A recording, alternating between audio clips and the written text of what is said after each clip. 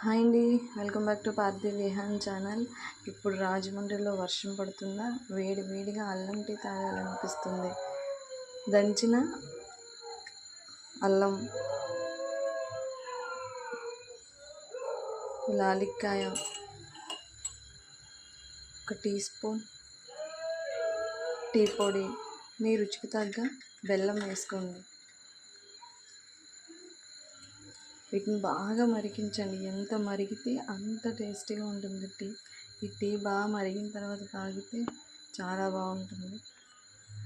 వేడివేడిగా ఈ టీ తాగుతుంటే ఓపిక లేని ప్రాణానికి ఓపిక వచ్చినంత ఉంటుంది.